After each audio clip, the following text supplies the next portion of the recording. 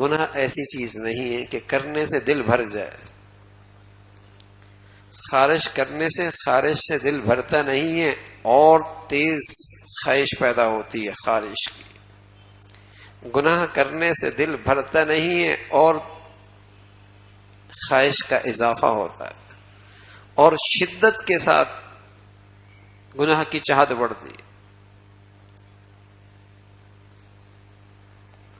خارش کرنے والا خارش کر لے تو کیا وہ اس کی چاہت ختم ہو جاتی ہے؟ خارش ختم ہو جاتی ہے. اس کا تقاضا پہلے سے زیادہ زور سے آتا ہے.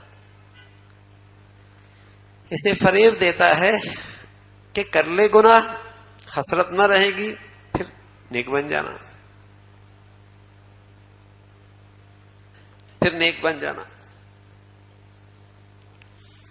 یا اس کے خیال ڈالتا ہے دل میں کہ گناہ کر لے پھر توبہ کر لینا. کوئی ایسا بھی پاگل دیکھا ہے جو زہر اس وجہ سے کھا لے کہ پھر دوائی کھا لوں گا؟ کوئی ایسا پاگل بھی دیکھا ہے؟ اگر کوئی ایسا کرے گا تو کیا کہا جائے گا؟ بڑی حماقت کی ہے اس نے، کہ اس امید سے کہ پھر دوائی کھا لوں گا اس لیے زہر کھا لی ہے. اس امید سے کہ پھر کہہ کر دوں گا اس لیے زہر کھا لی ہے. تو اس امید سے گناہ کرنا کہ پھر توبہ کر لوں گا، یہ ایسی حماقت ہے.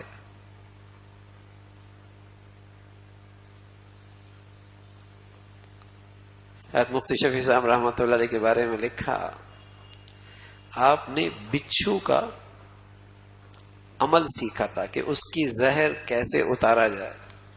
بچھو کا زہر چڑھ جائے اسے کیسے اتارا جائے، وہ عمل جانتے تھے.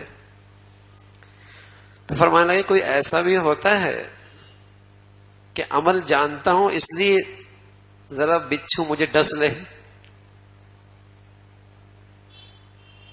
پھر ایک سبق آموز اپنا واقعہ ذکر فرمایا.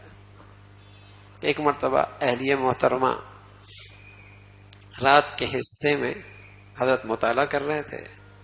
اسے اندر اندھیرے میں کسی چیز کی ضرورت تھی.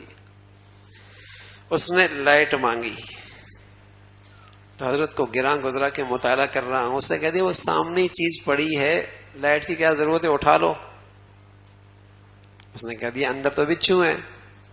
کیا تیرا بچھو کیا بگاڑے گا؟ یعنی مطلب یہ تھا کہ مجھے اس کا عمل تو پتا ہے، اور پورے محلے کے لوگ آتے تھے مجھ سے عمل کروانے کے لیے. کیا تیرا بچھو کیا بگاڑے گا؟ اللہ کی شان. وہ آگے گئی، انہیں بچھو نے کاٹ لیا. حضرت فرمایا آ جاؤ. فرمایا میں نے ساری کوششیں کر لی اور سینکڑوں مرتبہ کا تجربہ رہا ہے کہ زہر اتر جایا کرتا تھا، لیکن یہاں اترنے کا نام نہیں لے رہا. تڑپ رہی ہو. تو فرمانے لگے سبق ملا کہ بڑا بول نہیں بولنا چاہیے. فرمایا سبق ملا کہ بڑا بول نہیں بولنا چاہیے. اور فرمایا کہ سبق ملا کہ ہر چیز کی تاثیر تو اللہ کے پاس ہے، اثر رکھنے کا کام تو اللہ کے پاس ہے. کسی دم میں، کسی عمل میں، کسی دوا میں، کسی چیز میں اثر تو تب ہوگا جب اللہ چاہے گا. اور تیسری بات فرمائی، یہی بات فرمائی کہ اس خیال سے کہ توبہ کر لوں گا گناہ کر لینا بڑی حماقت کی بات ہے.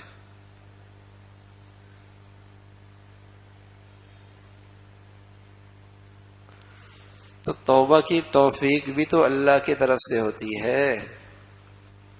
کہیں ایسا نہ ہو کہ اس امید سے گناہ کر لیا کہ توبہ کر لوں گا اور زندگی بھر توبہ کی توفیق ہی نہ ملی.